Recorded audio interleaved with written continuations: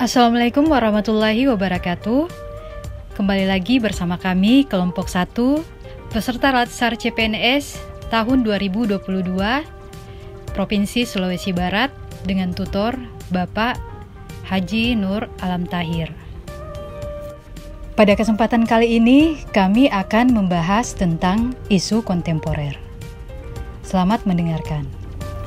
Nah, sebelum saya mulai membincang korupsi, saya akan terlebih dahulu melakukan definisi korupsi. Jadi korupsi dipahami sebagai perbuatan melawan hukum dengan maksud memperkaya diri sendiri, orang lain, baik perorangan maupun korporasi yang dapat merugikan keuangan negara dan perekonomian negara. Sebenarnya korupsi ini merupakan upaya kotor seseorang menerampas hak orang lain. Siapa saja sangat berpotensi untuk melakukan hal tersebut jika didominasi oleh keinginan yang tidak terbatas pada materi. Jadi, faktor pendorong korupsi itu salah satunya adalah sifat tamak. Ini memang ada pada manusia yang setiap saat bisa muncul jika tidak lebih dulu dihalangi dengan mental yang baik. Yang kedua, moral yang lemah. Yang ketiga, gaya hidup konsumtif. Kemudian, faktor lingkungan. Jadi sebenarnya dampak korupsi itu apa?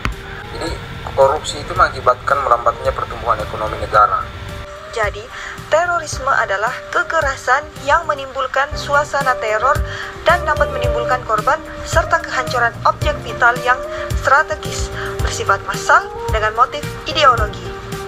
Faktor penyebab terjadinya terorisme adalah keyakinan bahwa sah bertindak agresif sebab sudah terlalu banyak dan sering perlakuan tidak adil dalam lingkup ekonomi, sosial, politik, budaya yang diterima. Kedua, keberhasilan menebar rasa takut di tengah masyarakat dipandang sebagai peningkatan harga diri dan tidak dipandang remeh lagi oleh orang-orang yang telah memarginalisasikan keberadaannya. Tiga, kekerasan merupakan satu-satunya cara yang dianggap efektif untuk mencapai tujuan sebab dialog sudah dianggap tidak bermanfaat. Keempat, ditumbuhkannya harapan yang tinggi bahwa tindak agresif akan memberikan harapan hidup di masa depan menjadi lebih baik, dihargai, dan dilibatkan dalam sistem politik dalam kemasyarakatan yang lebih luas. Dampak dari terorisme yaitu adanya ancaman terhadap nasionalisme, timbulnya rasa was-was di benak masyarakat, kecurigaan yang meningkat antar umat beragama, dan lain sebagainya. Seluruh pengaruh negatif tersebut berisiko mengganggu tatanan kehidupan berbangsa dan bernegara yang telah disepakati bersama sejak lama, yakni negara yang berdasar pada Pancasila dan Undang-Undang Dasar 1945. Tadi, ada beberapa upaya yang dapat dilakukan untuk mencegah terjadinya terorisme, yaitu sebagai berikut. Pertama, menanamkan pemahaman bahwa terorisme sangat merugikan. Kedua, membangun dukungan masyarakat dalam deteksi dini potensi radikalisme dan terorisme. Tiga, menciptakan kolaborasi antar organisasi kemasyarakatan dan pemerintah untuk mencegah tersebarnya pemahaman ideologi ekstrim di lingkungan masyarakat. Empat, negara memberikan perlindungan, kesempatan, masa depan, dan pengayoman seimbang untuk meraih tujuan nasional masyarakat adil dan makmur, sejahtera, aman, berkeadaban, dan merdeka.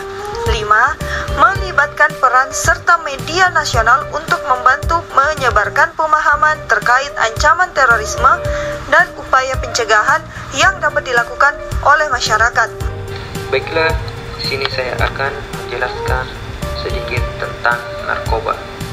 Narkoba adalah zat yang bersifat adiktif, yaitu dapat mengakibatkan ketergantungan atau addiction apabila disalahgunakan atau penggunaannya tidak sesuai dosis yang dianjurkan oleh dokter.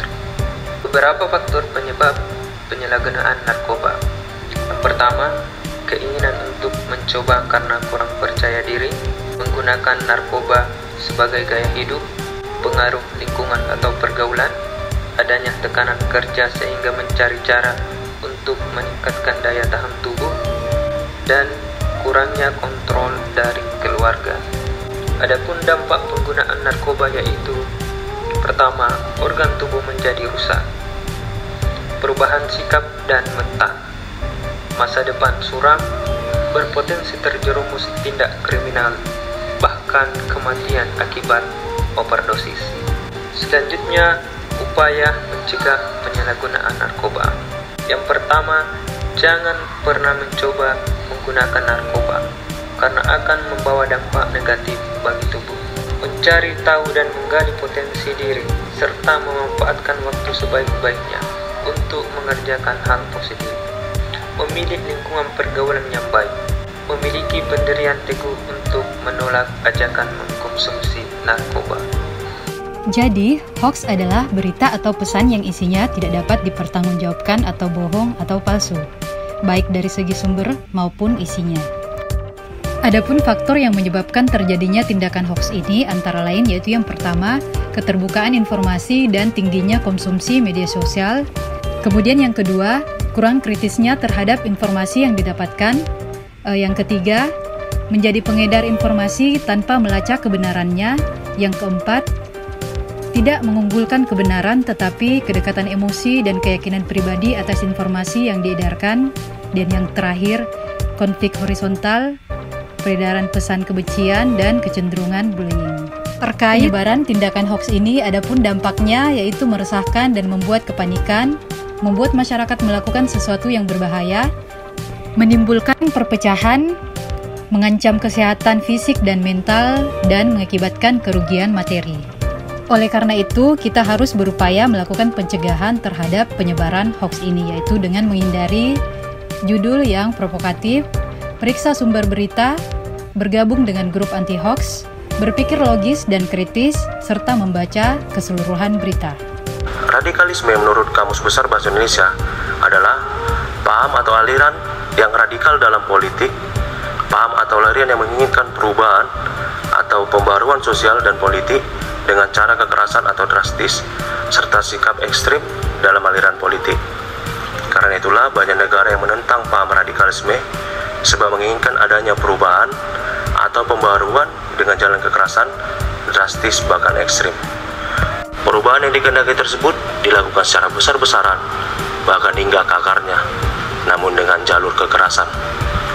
Perlu diketahui, ciri-ciri radikalisme menurut Undang-Undang Nomor 5 Tahun 2018 tentang tindak pidana terorisme. Yang pertama itu anti Pancasila, yang kedua anti kebinekaan, yang ketiga anti NKRI, yang keempat anti Undang-Undang Dasar 1945. Juga diketahui beberapa sikap radikalisme. Yang pertama, bersikap intoleran terhadap sesuatu yang berbeda dari paham atau keyakinan orang lain. Fanatik atau merasa benar sendiri dan menganggap sesuatu yang beda salah. Yang ketiga, cenderung menggunakan jalan kekerasan untuk mendapatkan keinginan dan mencapai tujuannya. Adapun faktor-faktor penyebab radikalisme adalah sebagai berikut. Yang pertama itu, merasakan ketidakadilan, kekecewaan terhadap pemerintah. Yang kedua itu, pengaruh lingkungan di luar negeri. Ketiga, mendapatkan ketidakadilan secara global. Yang keempat itu, pengaruh politik luar negeri yang arogan. Kelima, imperialisme modern negara adidaya. Yang keenam, pemahaman keagamaan yang dangkal dan sempit. Untuk pencegahan radikalisme tersebut, ada beberapa cara mencegah radikalisme. Di antaranya, memperkenalkan ilmu pengetahuan dan agama dengan baik dan benar, memahamkan ilmu pengetahuan umum dan agama dengan baik benar, berusaha meminimalisir kesenjangan sosial di masyarakat, menjaga kesatuan dan persatuan Indonesia, ikut andil dan mendukung aksi perdamaian, ikut andil dan berperan aktif melaporkan radikalisme dan terorisme, meningkatkan pemahaman hidup kebersamaan, pandai-pandai menyaring informasi yang diperoleh, dan serta terakhir, ikut berperan mensosialisasikan bahaya radikalisme dan terorisme. Itulah tadi penjelasan singkat kami dan terima kasih telah mendengarkan.